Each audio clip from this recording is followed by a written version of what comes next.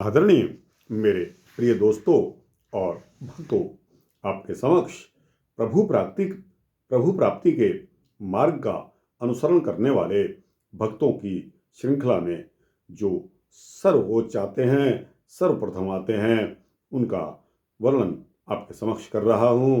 दोस्तों, राजा रहुगण और जड़ भरत जी का वृतांत जो श्री नाभादास जी कृत और श्री प्रियादास जी कृत श्री भक्तमाल है, उसी से आपको श्री राजा रहुगण और श्री जड़ भरत जी का वृतांत आपके समक्ष रख रहा हूँ। दोस्तों, उम्मीद करता हूँ कि यह वृतांत आपको अच्छा लगेगा। दोस्तों, वैसे भी भक्तमाल के सभी वृतांत बहुत ही सुंदर, मनोहारी और भक्तिदायक हैं। दोस्तों, जितना आप भक्ति रस में डूबते चले जाएंगे, उतना ही आनंद आपका बढ़ता चला जाएगा। और दोस्तों, यह आनंद की सीमा कहाँ है? वह आनंद की सीमा जो है वो मोक्ष तक गई है। आप बने रहिए इन वृत्तांतों में मेरे साथ। दोस्तों, भक्त और भगवान सभी एक दूसरे से बंधे हुए हैं। दोस्तों, आप भी उसी भक्ति सूत्र का सूत्र बनकर और प्रभु प्राप्ति के मार्ग का अनुसरण करें। आप भी भक्त कहलाने लगेंगे। तो दोस्तों, आइए इस वृतांत को शुरू करते हैं बिना समय गवाए। दोस्तों, प्राचीन काल की बात है कि प्राचीन काल में भरत नाम के एक महान प्रतापी एवं भगवत भक्त राजा हुए हैं, जिनके नाम से यह देश भारतवर्ष कहलाता है। दोस्तों, एक बार फिर आपको बता रहा हूँ कि पिछले समय में भरत नाम के बहुत महान प्रतापी राजा हुए हैं, जो कि भगवत भक्त थे, जिनके नाम से यह देश भारतवर्ष कहलाता है।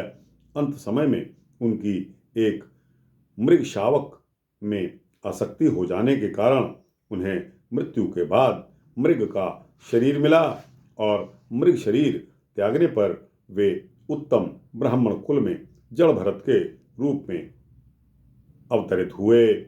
दोस्तों, राजा रहुगण और जड़ भरत जी का आपके समक्ष यह वृतांत रखा जा रहा है। जड़ भरत के पिता आंगिरस गोत्र के वेद पाठी ब्राह्मण थे और बड़े सदाचारी और आत्मज्ञानी व्यक्ति थे। वे शम, दम, संतोष, क्षमा, नम्रता आदि गुणों से विभूषित थे और तप, दान तथा धर्म आचरण में हमेशा रत रहते थे।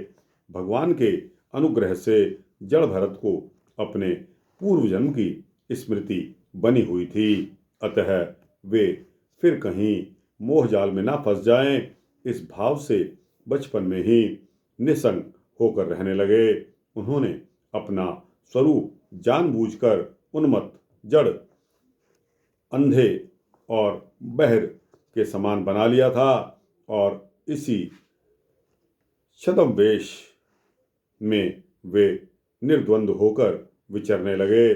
उपनयन के योग्य होने पर पिता ने उनका यज्ञोपवीत संस्कार करवा दिया और वे उन्हें शौचाचार की शिक्षा देने लगे, परंतु यह आत्मनिष्ठ बालक जानबूझकर पिता की शिक्षा के विपरीत आचरण करता चला गया। ब्राह्मण ने उन्हें वेद अध्ययन कराने के विचार से पहले 4 महीनों तक व्याहृति, प्रणव और शिर के सहित त्रिपदा गायत्री का अभ्यास कराया, परंतु इतने दीर्घ काल में वे उन्हें स्वर आदि के सहित गायत्री मंत्र का उच्चारण भी ठीक तरह से नहीं करा सके। कुछ समय पश्चात जड़ भरत के पिता अपने पुत्र को विद्वान देखने की आशा मन में लिए हुए इस संसार से चल बसे और इनकी माता इन्हें तथा इनकी बहन को इनकी सौतेली माँ को सौंपकर स्वयं पति का सहगमन कर परलोक को चली गई। पिता का परलोकवास हो जाने पर इनके सौतेले भाइयों ने, जिनका आत्मविद्या की ओर कुछ भी ध्यान नहीं होता था और जो कर्मकांड ही सब कुछ समझते थे, इन्हें जड़ बुद्धि एवं निकम्मा समझकर पढ़ाने का आग्रह छोड़ दिया गया। जड़ भरत जी जब लोग इनके स्वरूप को न जानकर इन्हें जड़ उन्मत्तादि कहकर इनकी अवज्ञा करते थे, इनका अपमान करते थे, तब वे उन्हें जड़ और उन्मत्त सा ही उत्तर देते थे। लोग इन्हें जो कोई भी काम करने को कहते थे, उसे ये तुरंत कर देते थे। कभी बेगार में, कभी मजदूरी पर, किसी समय भिक्षा मांगकर और कभी बिना कोई धंधा किए हुए जो कुछ बुरा भला अन्न इन्हें मिल जाता, उसी से अपना निर्वाह कर लेते थे। स्वादकों बुद्धि से तथा इंद्रियों की तृप्ति के लिए कभी कुछ नहीं खाते थे, क्योंकि उन्हें यह बोध हो गया था कि स्वयं अनुभव रूप आनंद स्वरूप आत्मा मैं ही हूँ और मान अपमान, जय पराजय आदि द्वंद्वों से उत्पन्न होने वाले सुख दुख वे सर्वथा अतीत थे। वे सर्दी गर्मी, वायु तथा बरसात में भी वृषभ के समान सदा नग्न रहते थे। इससे उनका शरीर पुष्ट और दृढ़ हो गया था। वे भूमि पर शयन करते थे, शरीर में कभी तेल आदि नहीं लगाते थे और स्नान भी नहीं करते थे, जिससे उनके शरीर पर धूल जम गई थी और उनके उस मलिन वेश के अंदर उनका ब्रह्म तेज उसी प्रकार छिपा हुआ था जैसे हीरे पर मिट्टी जम जाने से उसका तेज प्रकट नहीं होता। वे कमर में एक मैला सा वस्त्र लपेटे रहते थे और शरीर पर एक मैला सा जनेऊ डाले रहते थे, जिससे लोग इन्हें जाति मात्र का ब्राह्मण तथा अधम ब्राह्मण समझकर इनका तिरस्कार करते रहते थे, अपमान करते रहते थे, परंतु ये इसकी तनिक भी परवाह नहीं किया करते थे।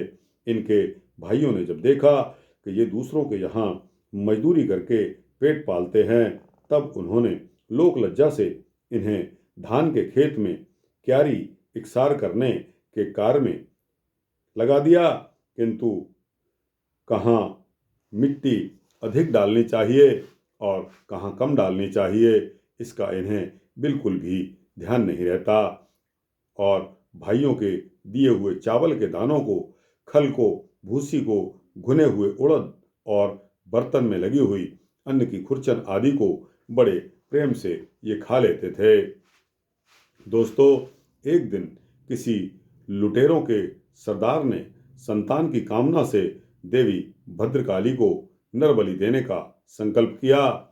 उसने इस काम के लिए किसी मनुष्य को पकड़कर मंगवाया, किंतु वह मरण भय से इनके चंगुल से छूटकर भाग गया। उसे ढूंढते ढूंढते उसके साथियों ने जब बहुत दौड़ धूप की, परंतु अंधेरी रात में उसका कहीं भी पता नहीं चला। अकस्मात दैव योग से उनकी दृष्टि जड़ भरत जी पर जा पड़ी, जो एक टांग पर खड़े होकर हरिण, सूअर आदि जानवरों से खेत की रखवाली कर रहे थे।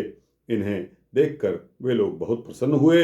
यह पुरुष पशु उत्तम लक्षणों वाला है, इसे देवी की भेंट चढ़ाने से हमारे स्वामी का कार्य अवश्य ही सिद्ध हो जाएगा। ऐसा समझकर वे लोग इन्हें रस्सी से बांधकर देवी के मंदिर में ले गए। उन्होंने इन्हें विधिवत स्नान कराया। स्नान कराकर कोरे वस्त्र पहनाए और आभूषण, पुष्पमाला और तिलक आदि से अलंकृत करने के पश्चात इनको भोजन कराया। फिर गान, स्तुति एवं मृदंग तथा मजीरों का शब्द करते हुए इन्हें देवी के आगे ले जाकर बिठा दिया। तदनंतर पुरोहित ने उस पुरुष पशु के रुधिर से देवी को तृप्त करने के लिए मंत्रों से अभिमंत्रित किए हुए कराल खड़ग को उठाया और चाहा कि एक ही हाथ से उनका काम तमाम कर दिया जाए। इतने में ही उसने देखा कि मूर्ति में से बड़ा भयंकर शब्द हुआ और साक्षात भद्रकाली ने मूर्ति में से प्रकट होकर पुरोहित के हाथ से तलवार को छीन लिया और उसी से उस पापी दुष्टों के सिर काट डाले। तो दोस्तों, एक अन्य वृतांत भी इसमें दिया गया है कि एक दिन की बात है, सिंधु सौवीर देशों का राजा रहुगण तत्व ज्ञान प्राप्त करने की इच्छा से कपिल मुनि के आश्रम को जा रहा था। इक्षुमती नदी के तीर पर पालकी उठाने वालों में एक कहार की जब कमी पड़ गई, दैव योग से महात्मा जड़ भरत भी वहां आ पहुंचे। कहारों ने देखा कि यह मनुष्य तो हट्टा कट्टा नौजवान और गठे हुए शरीर का है, अतः पालकी ढोने में बहुत उपयुक्त सिद्ध होगा। इसलिए उन्होंने इनको जबरदस्ती पकड़कर अपने में शामिल कर लिया। पालकी को उठाकर चलने में हिंसा न हो जाए, इस भय से बाण भर आगे की पृथ्वी को देखकर वहां कोई कीड़ा और चींटी आदि तो नहीं चल रही है, यह निश्चय करके वे आगे बढ़ते थे। इस कारण इनकी गति दूसरे पालकी उठाने वालों के साथ एक सरीखी नहीं हुई और पालकी टेढ़ी होने लगी। जब राजा को उन पालकी उठाने वालों पर बड़ा क्रोध आया और वह उन्हें डांटने लगा। इस पर उन्होंने कहा कि हम तो साहब ठीक चल रहे हैं, यह एक नया आदमी ठीक तरह से नहीं चल रहा है। ऐसा सुनकर राजा रहुगण, यद्यपि उनका स्वभाव बहुत शांत प्रकृति का था, क्षत्रिय स्वभाव के कारण कुछ तमतमा उठे और जड़ भरत जी के स्वरूप को न पहचान कर उन्हें बुरा भला कहने लगे। जड़ भरत जी उनकी बातों को बड़ी शांतिपूर्वक सुनते रहे और अंत में उन्होंने उनकी बातों का एक बहुत ही सुंदर और ज्ञानपूर्ण उत्तर दिया। राजा रहुगण भी उत्तम श्रद्धा के कारण तत्व को जानने के अधिकारी थे। जब उन्होंने इस प्रकार का सुंदर उत्तर उस पालकी ढोने वाले मनुष्य से सुना, तब उनके मन में वह यह निश्चय हो गया कि हो न हो ये कोई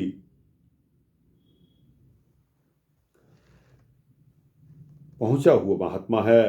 अतः वे अपने बड़प्पन के अभिमान को त्याग कर तुरंत पालकी से नीचे उतर पड़े और लगे उनके चरणों में गिरकर गिड़गिड़ाने और क्षमा मांगने। तब जड़ भरत जी ने राजा को अध्यात्म तत्व का बड़ा सुंदर उपदेश दिया, जिसे सुनकर राजा कृतकृत्य हो गए और अपने को धन्य मानने लगे। दोस्तों, आध्यात्म तत्व का जो उपदेश था, जड़ भरत द्वारा राजा रहुगण को दिए उपदेश का जो विस्तृत वर्णन है, श्रीमद् भागवत के पंचम स्कंध के अध्याय 11 से 14 तक दिया हुआ है। आप लोगों का अगर इच्छा हो तो कृपया देख सकते हैं। तो दोस्तों, आपके समक्ष यह वृत्तांत रखा श्री भक्तमाल में से राजा रहुगण और जड़ भरत जी का। दोस्तों, इस वृत्तांत के तीनों खंड आपको कैसे लगे? अच्छे लगे हों तो दोस्तों इसको लाइक और शेयर करते हुए अपने दोस्तों, भक्तों, मित्रों, जिज्ञासुओं को भेजना। कमेंट्स बॉक्स में जाकर अपनी राय जरूर देना। आप किस तरह के वृत्तांत पसंद करते हैं? और दोस्तों, इस चैनल को सब्सक्राइब कर देंगे तो आपको इसी तरह के सूक्ष्म भक्ति वृत्तांत नियमित रूप से मिलते रहेंगे। जय श्री हरि, जय श्री हरि विष्णु।